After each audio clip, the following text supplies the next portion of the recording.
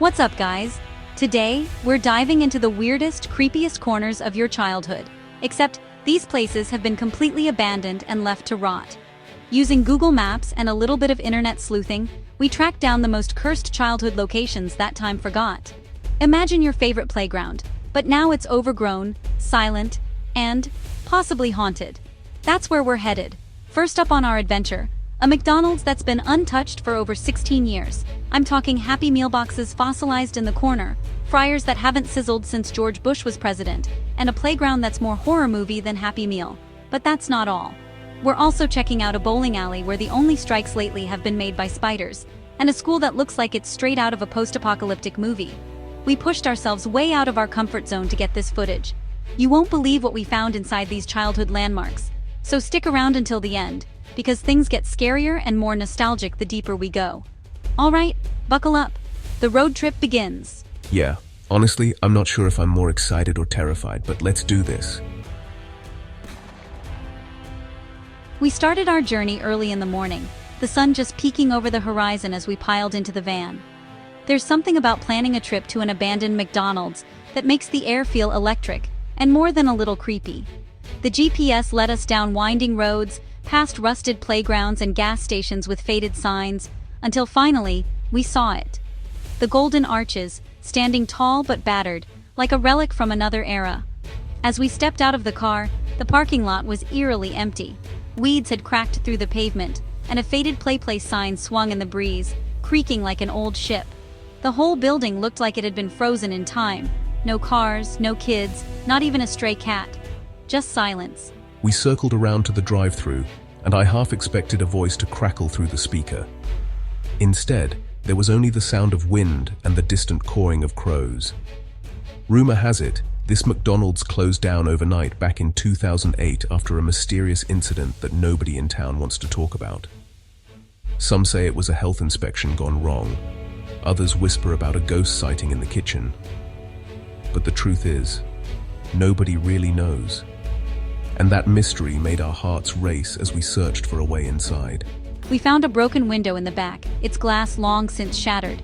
As I climbed through, my foot landed on a layer of dust so thick, it muffled every sound. The smell hit me instantly, a mix of stale grease, mold, and something sweetly rotten, like forgotten apple pies. In the dim light, we could just make out the old menu boards, still listing McFlurries for $1.99. The kitchen was a time capsule. Fryers crusted with ancient oil, burger wrappers stacked neatly as if waiting for an order, and a faded poster over the counter that read, "Try our new Mighty Kids meal." It was all here, just abandoned. We found a crew hat hanging on a hook, its colors faded but the golden arches still visible. I picked it up and imagined the last person to clock out, never knowing it would be for the final time. Moving through the dining room, I got chills. The plastic booths, still sticky after all these years, the Play Place tubes collecting dust instead of laughter. A lone Happy Meal toy sat on a table, its smile cracked, like it was waiting for someone who never came back. The whole place felt like it was holding its breath, memories frozen mid-bite. We found the old ball pit, now emptied out, except for a single blue ball covered in grime. I tossed it in the air, and for a second it felt like childhood ghosts were playing along. The walls were covered in faded murals of Ronald McDonald and friends, their colors dulled but their smiles unchanged. It was both heartwarming and haunting. We made our way to the drive-thru window, where the headset still hung on the hook. I put it on for a laugh, but suddenly, the lights flickered. Was it the wind outside, or something else? Either way, we all jumped. It was like the building was reminding us that even the happiest places can turn scary when left alone. Digging deeper, we searched for clues about why the place was abandoned so suddenly. In the manager's office, we found a stack of pay stubs, the last one dated July 14, 2008. There was a note scribbled on a napkin. "Don't forget the ice cream machine." Classic McDonald's, right? Even at the end, that machine was probably broken. As we explored, I realized how much these places meant to people. The birthdays celebrated here, the after-school fries, the first jobs. It felt like we were trespassing not just on property, but on memories. Every corner told a story, and every story was cut short. Before leaving, we gathered by the old counter and just listened. The silence was heavy, But if you listened close enough, you could almost hear the echoes of laughter, the beeping of the fryer, the birthday song. It was strangely comforting, yet deeply unsettling. We left the McDonald's the way we came, careful not to disturb anything more than we already had. As we stepped back into the daylight, the building seemed to shrink behind us, becoming just another shadow of the past. But for a moment, we brought its story back to life. Driving away from the McDonald's, we followed a set of directions that took us even further off the beaten path. Our next stop was an abandoned elementary school that had been swallowed by nature. From the outside, you could barely tell a building was there. Ivy climbed the brick walls, trees grew through what used to be the swing set, and the only thing louder than the wind was the constant chirp of crickets. Pushing open the rusted front gate, we were immediately hit with the feeling that we were being watched. Local legend says the school is haunted, that the ghost of a former principal roams the halls at night, still enforcing the rules. Whether you believe in ghosts or not, there's no denying the place felt off. The front doors were barricaded, so we squeezed through a gap in the fence and found a side entrance propped open by a fallen tree limb. Inside, the air was thick with dust and the scent of old textbooks. We saw faded motivational posters peeling off the walls. Lockers swung open with their contents spilled out onto the floor like a scene frozen mid-chaos. The cafeteria was our first stop. The tables were still set up, some with trays left behind. Mystery meat petrified into something unrecognizable. There was a mural of a smiling sun on the far wall, its paint cracked and faded. We joked about finding a leftover carton of chocolate milk, but honestly, I wouldn't have touched anything in there for $1 million. Next, we headed to the library. Shelves still held books, their spines warped from moisture, pages curling like they were trying to escape. A cart sat in the corner, loaded with overdue returns. Someone had scribbled "help" in the dust on one of the desks. Whether it was a joke or something more, it sent a chill down my spine. The hallways echoed with every step we took. Our flashlights swept over old art projects, faded class photos, and a trophy case that looked like it hadn't been touched in decades. Trophies for spelling bees, track meets, and perfect attendance, now covered in cobwebs. I wondered how many students remembered their big moments here, or if their memories faded along with the paint. We peeked into the auditorium where rows of seats faced a stage draped in tattered curtains. Someone had written "Class of 1999" in big letters on the wall behind the stage. The floorboards creaked as we walked, and for a split second I thought I heard applause.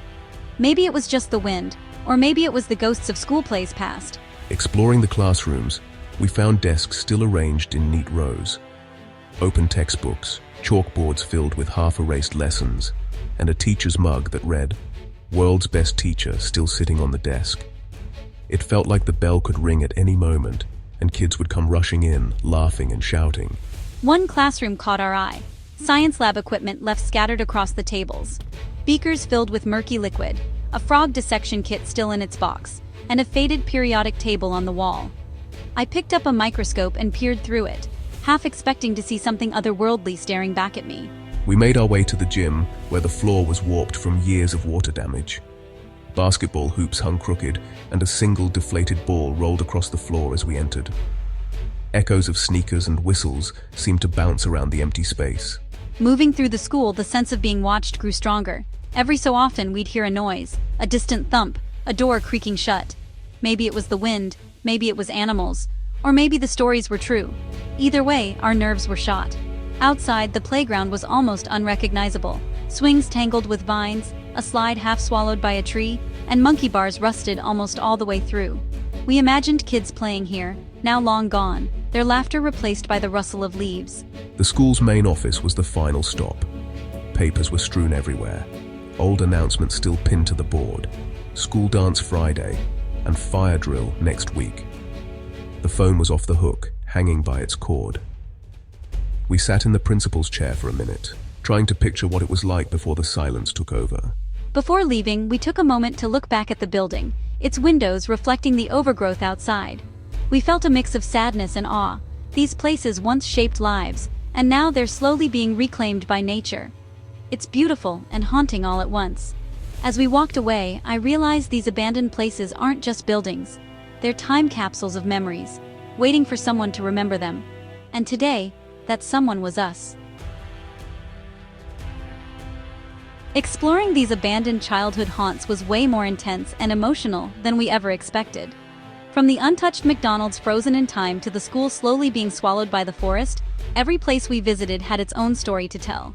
It's wild to think how quickly places can go from being packed with life and laughter to being empty and silent, holding on to memories that nobody sees anymore. Walking through the old McDonald's, it felt like every booth and every corner remembered a birthday party, a family dinner, or even just a quick stop after soccer practice. And the school, man, the way nature is slowly taking it back, is both sad and kind of beautiful. You can almost hear the echoes of the past if you stop and listen. These places remind us that our childhood memories may fade, but the places that made them are still out there, waiting to be rediscovered. Thanks for coming on this wild journey with us. If you enjoyed seeing these cursed locations through our eyes, make sure to hit that like button, subscribe for more adventures, and let us know in the comments what abandoned place we should explore next. Until then, keep wandering, keep wondering, and never stop chasing the stories that are hidden in plain sight.